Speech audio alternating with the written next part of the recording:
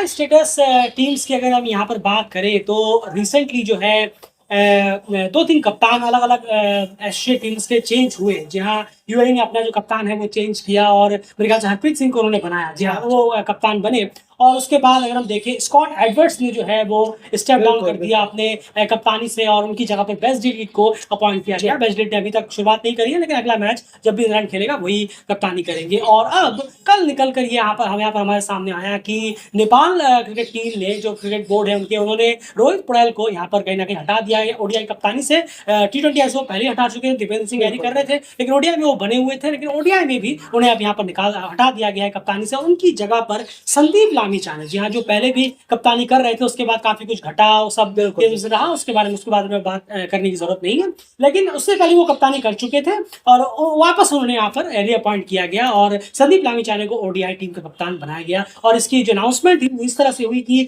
ACC premiere cup की जो squad है वो यहाँ पर नेपाल क्रिकेट बोर्ड ने अनाउंस की और उसी के साथ साथ उन्होंने उसमें ऑफिशियल कर दिया कि संदीप लामिछाने कप्तान उस टीम पे रहेंगे। यानी पहला जो सीरीज है संदीप लामिछाने के लिए वो ये एसीसी प्रीमियर कप रहने वाला है, एक बड़ा इवेंट की अगर हम बात करें तो संदीप लामिछाने को यहाँ पर वापस से ये पॉइंट यहाँ पर किया गया है। तो उसी वक्त पर हमने सोचा कि चलिए जरा यहाँ पर बात की जाए, थोड़ा बहुत कप्तानी के स्टैट्स आपको बता दें दोनों ही कप्तानों के। सबसे पहले एंड रोहित जो अभी चले गए हैं कप्तानी उनके अंडर में नहीं रही, तो उनके अंडर में उनकी ओडीआई का कैप्टनसी के जो स्टैट्स हैं वो किस तरह से रहे। मैं सिर्फ ओडीआई की बात करूंगा क्योंकि यहाँ पर चेंज ओडीआई में हुआ है, T20 में तो बहुत पहले चेंज हो चुका है। हाँ, और अगर हम कप्तानी पे नजर डालें तो 63 मैचों में रोहित पौडेल 63 मैचेस में ओडीआई मैचेस में रोहित पौडेल ने कप्तानी की है, जिसमें कि 31 में जीत मिली है और 30 मैचों में हार का सामना करना पड़ा है। और अगर आप देखेंगे विनिंग परसेंटेज तो ये 49% विन हो जाता है। अगर हम रोहित पौडेल की बात करें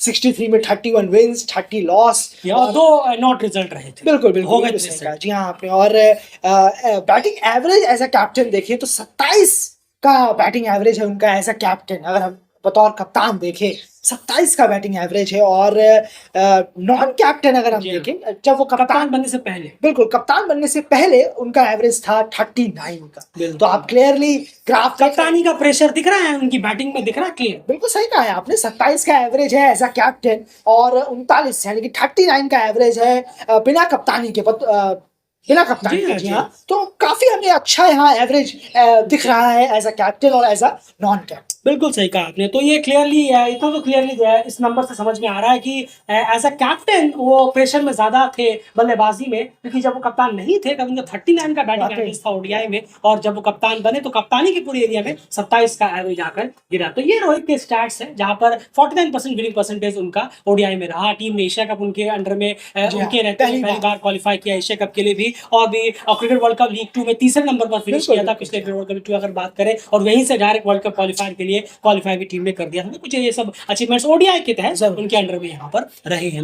अब संदीप लामिछाने की यहाँ बात करें जिन्हें रीअपॉइंट वापस किया गया है। संदीप लामिछाने ने 14 मैचेस में ओडीआई कप्तानी की थी, जिनमें 4 में नेपाल को जीत का स्वाद चख पाए थे वो, और 9 में उन्हें हार का सामना करना पड़ा। एक मैच टाई हुआ था और टाई इसीलिए क्योंकि उस वक्त पर सुपर ओवर सिस्टम ओडीआई में नहीं आया था। 2022 में मेरे ख्याल से मैच हुआ था यूएसए वर्सेस नेपाल, तब ये ओडीआई सिस्टम नहीं सुपर ओवर सिस्टम ओडीआई में नहीं आया था एसोसिएट में अगर हम बात करें, तभी इसका रिजल्ट नहीं निकल पाया, एक मैच टाई था। और तो टोटल 29% विनिंग परसेंटेज हुआ संदीप लामिछाने का ओडीआई में, जो उनका टेन्यूर थोड़ा बहुत रहा था एज अ कैप्टन। तो यानी इससे अभी उनको काफी बेहतर फिर से उन्हें अब यहाँ पर मौका मिला है। देखना पड़ेगा संदीप लामिछाने किस तरह से अब अपनी कप्तानी को बेहतर करते हैं और इस विनिंग परसेंटेज से कितना और बेहतर करने में वो कामयाब रहते हैं। एंड इसी के तहत जब कल संदीप लामिछाने का अनाउंसमेंट हुआ तो हमने भी अपने डेली क्रिकेट में कम्युनिटी टैब में एक पोल डाल दिया कि संदीप लामिछाने का जो रीअपॉइंटमेंट हुआ है उसको लेकर आप सबकी क्या राय है। तो जितने भी हमारे व्यूअर्स वगैरह हैं उन्होंने भी एंड पोल में अपने अपने राय दिए थे, तो उस पोल में रिजल्ट्स क्या निकल कर आए। बिल्कुल, और इसी पोल में जब हमने पूछा कि डिसीजन कैसा लगा नहीं लगा, तो वेरी गुड डिसीजन में सबसे ज्यादा परसेंटेज आए हैं और 64% वोट जो है वो वेरी गुड डिसीजन में पड़े। यानी कि मेजॉरिटी ये कह रही है कि बहुत ही बेहतरीन डिसीजन है। जो नेपाल क्रिकेट फैंस है वो ये मानते हैं डेली क्रिकेट में कि ये जो डिसीजन है संदीप लामिछाने को वापस से रीअपॉइंट करने का, ये फैंस की नजर में डेली क्रिकेट में ये बिल्कुल खरा उतरा है और 64% लोगों ने इसे पसंद किया। बिल्कुल वहीं पर दूसरा ऑप्शन था क्या ये बैड डिसीजन है, उसमें 5% लोगों ने कहा कि नहीं, हाँ ये सच में बहुत बैड डिसीजन है, और 24% ने कहा ठीक ठाक डिसीजन है, ओके डिसीजन है, ठीक ठाक डिसीजन है 24%, और रोहित को ही कप्तान बने रहना चाहिए था, ये 7% मांगते हैं। जी हाँ, डेली क्रिकेट के जो व्यूअर्स हैं उनमें ये पोल हमने कराया और उनमें ये पोल आपके सामने जो है वो नजर आ रहा है, जहां पर 64% जो है व्यूअर्स हैं उन्होंने कहा कि नहीं, संदीप लामिछाने में जो ये अपॉइंट किया गया है वापस से, ये बिल्कुल सही फैसला है। और ओवरऑल अगर हमने कैन का यहाँ पर स्टैंड देखें तो रोहित पटेल के अंडर में रिसेंटली कुछ लगातार ओडीआईज में यहाँ पर हमें फेलियर्स देखने को मिले, टीम की लगातार हार मिली, जिसकी वजह से फैंस के बीच में काफी ज्यादा गुस्सा धीरे धीरे पनपने लगा, और वो फैंस को कहीं ना कहीं ये लगने लगा कि कप्तान जो है वो बहुत बड़ी वजह है, और उसके बाद उन्होंने कहीं ना कहीं अपना डिसअपॉइंटमेंट लगातार जाहिर किया अपने अपने अलग अलग तरीकों से, और इसके बाद कैन कहीं ना कहीं प्रेशर में आया, उन्होंने रोहित पटेल को कप्तानी से हटाकर संदीप लामिछाने को दिलाया। तो फैंस को कहीं ना कहीं ये लगता है कि रोहित पटेल जी आए। नहीं, एक चीज आप जरूर गौर करेंगे क्योंकि बल्ले से भी रोहित पटेल नहीं चल रहे। बिल्कुल बिल्कुल, और इसका एग्जाम्पल डेली क्रिकेट के पास जरूर है। आप स्कॉट एडवर्ड्स को अगर आप उठाकर देखेंगे 2022-23 के दौरान,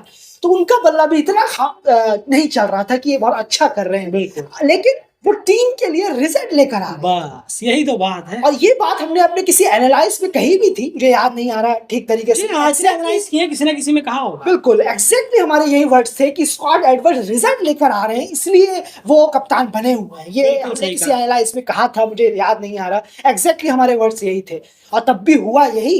स्कॉट एडवर्ड्स के रिजाइन करने का जो रीजन है वो बहुत अलग है, बहुत ही अलग है, लेकिन उस वक्त उन्होंने रिजाइन नहीं दिया था जब वो खराब फॉर्म से गुजर रहे थे, उनसे बैटिंग नहीं हो रही थी ना, क्यों, टीम रिजल्ट ले रही थी, टीम जीत रही थी। तो इसका जरूर है, ना ही रोहित से बल्ले से रन हो रहे थे और ना ही रोहित से एज अ कैप्टनसी कुछ ऑन ग्राउंड हमें होती नजर आ रही थी ओडीआई। बिल्कुल सही कहा आपने, और यही चीजें हमें देखने को मिली, तभी हमने आपको शुरू में एवरेज बताया कि एज अ कैप्टन जो है रोहित का एवरेज जो है वो डिप हुआ है, और अगर वो बल्ले से परफॉर्मेंस करते, टीम हारते, फिर भी उन्हें बेनिफिट ऑफ द डाउट मिलता और कंटिन्यू करता, लेकिन दोनों तरफ से उनका वो ये जो भी राउंड गया इसमें कितनी जरूरत थी कई कई मौकों पर कि कप्तान आकर चले, उन्हीं के सामने उन्हीं के उसी जगह पर स्कॉट एडवर्ड्स आके रन कर रहे हैं, इयान फ्लेमिंग ने नामीबिया के लिए काफी रन की, तो खैर मैं कप्तानी की हम बात कर रहा हूँ, तो ऐसे मौके ऐसे नहीं कि अभी आए हैं, पहले भी आ रखे हैं, तो रोहित अगर बल्ले से भी कंट्रीब्यूट दे पाते, टीम के लिए कंटिन्यू लगातार रहते, तो डेफिनेटली हम यकीन मानते हैं रिजल्ट्स भले ही ऑफ होते फिर भी क्या उनके साथ कंटिन्यू करते, कम से कम ये बल्ले से परफॉर्मेंस तो कर रहे हैं, तो ठीक रहा, पूरा प्लेयर्स पे जाता है। अभी क्या है, प्लेयर्स प्लस कप्तान पे भी पूरी तरह से है, क्योंकि ना कप्तान रिजल्ट्स लेकर आ पाए हैं और ना उनका खुद का बल्ला इतना चला है जरूरत पड़ने पर, चाहे वो चेज हो चाहे वो पहले बैटिंग करते हुए क्यों ना हो। तो खैर ये पूरा सूरत हाल रहा, जो इन सब रीजंस ने कहीं ना कहीं प्रेशर बनाया कैन पर, और फैंस का भी प्रेशर था बना कैन पर कि साउथ एशिया में फैंस का प्रेशर ना हो, ऐसा हो ही नहीं सकता। सोशल मीडिया, साउथ एशिया के जो क्रिकेट बोर्ड्स है वो बहुत डरते हैं अपने सोशल मीडिया फैंस से, चाहे वो पाकिस्तान गट्स ही नहीं है, कोई प्लेयर बुढ़ा हो जाए उसे फिर भी खिलाते रहेंगे अगर उनकी फैन फॉलोइंग डेली आकर शोर मचाए तो ये सबसे बड़ी बात यहाँ पर हो जाती है। ये बुढ़ा हो जाए वाला कॉन्सेप्ट हमने नेपाल में यूज नहीं किया है, वो आप समझ गए होंगे किसके लिए यूज कर रहे हैं। 2 टीमें हैं ऐसी फुल मेंबर एशिया में, उनके लिए यूज कर रहे हैं। तो खैर वो सोशल मीडिया से डर जाते हैं, सोशल मीडिया से प्रेशर से डर जाते हैं, उनके डिसीजन इन्फ्लुएंस हो जाते हैं, तो अपने दम पर मेरिट पर रहने के इन्फ्लुएंस की वो जो पावर है वो उनके अंदर रहती नहीं है साउथ एशिया के मोस्टली क्रिकेट बोर्ड्स में, और नेपाल के क्रिकेट बोर्ड भी उन्हीं में से एक है। तो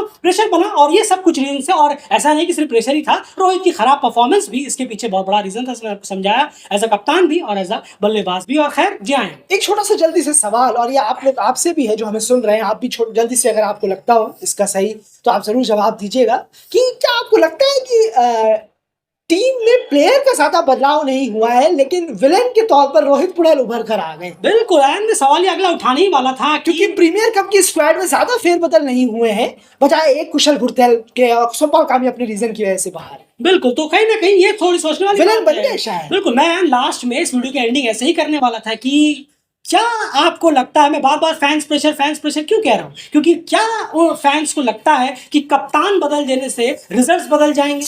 क्या आपको लगता है कि ओडीआई में जो नेपाल का परफॉर्मेंस है ये कप्तान की वजह से सिर्फ हो रहा है, सिर्फ कप्तान की वजह से हो रहा है? सोचने वाली बात, ये सोचने वाली बात है। यहाँ पर 3-4 चीजें ठीक करने की जरूरत थी, उसमें से एक पे पूरा का पूरा विलेन बना दिया, डाल दिया गया है, लेकिन वो 3 चीजों को ढक दिया गया है। तो क्या ये पूरी तरह से बस हो गया, अब इसके बाद रिजल्ट बहुत आएंगे? अब क्या है, फैंस भी कुछ इस तरह की सोच के होते हैं। अब मान लीजिए ओमान कनाडा के खिलाफ एक सीरीज अच्छी निकल गई, एक सीरीज अच्छी निकल गई मान लीजिए, क्योंकि कनाडा खुद ही स्ट्रगल कर रहा है, वो दिख रहा है, वो दिख रहा है, अभी स्ट्रगल कर रहा है कनाडा खुद, तो 6-7 के लिए जद्दोजहद कर रहा है। तो अगर उसके खिलाफ एक सीरीज अच्छी निकल गई तो सब इसे मास्टर स्ट्रोक या फिर कप्तान अच्छा हुआ एक ही सीरीज में से आकलन करना शुरू कर देंगे। और संदीप लामिछाने के लिए सबसे बड़ा जो चैलेंज मैं मानूंगा क्रिकेट, सबसे बड़ा जो इस वक्त चैलेंज है, मैं वो ICC प्रीमियर कप नहीं मानूंगा। नहीं, उसमें 3 स्पॉट्स आ रहे हैं, अगर ये फाइनल सिर्फ एक जना वहां से जाता तो मैं उसे बहुत टफ मानता कि हाँ, संदीप लामिछाने के लिए ये सबसे बड़ा चैलेंज है अभी के लिए,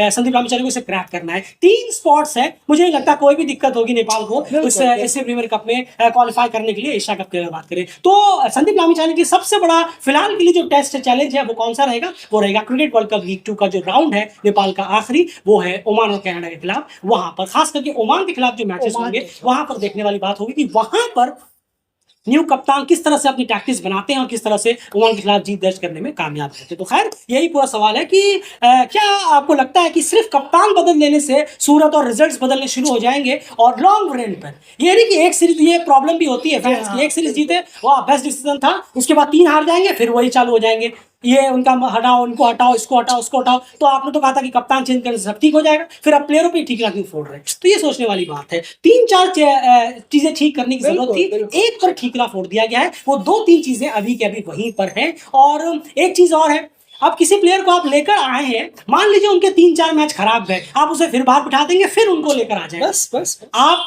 20-25 रन का क्या क्रिकेट बोर्ड इस ये चीज करने के लिए तैयार बैठा है कि हाँ हमने एक नया प्लेयर, मान लीजिए अर्जुन कुमार को आप लेकर आए, हम इन्हें 20 मैच नॉन स्टॉप देंगे, क्या क्रिकेट बोर्ड करेगा? भले ये कितना भी खराब खेले, आपको लगता है क्रिकेट बोर्ड ऐसा करेगा? बिल्कुल नहीं करेगा। 3-4 मैच जाने दीजिए, वापस कुशल आ जाएंगे। आसिफ को मान लीजिए बाहर किया, 3-4 मैच को कोई और खराब खेला, आसिफ वापस आ जाएंगे। भंडारी को देखिए बाहर कर दिया गया है, कोई बिना खिलाए बाहर हो गए हैं वो। तो खैर ऐसे हमें डिसीजंस बोर्डों में बहुत देखने को मिलते हैं, हर जगह का यही हाल है, सूरत हाल यही पर है, बिना खिलाए, बिना कोई वजह दिए, बिना कोई रीजन दिए किसी को बुलाना, किसी को बाहर कर देना।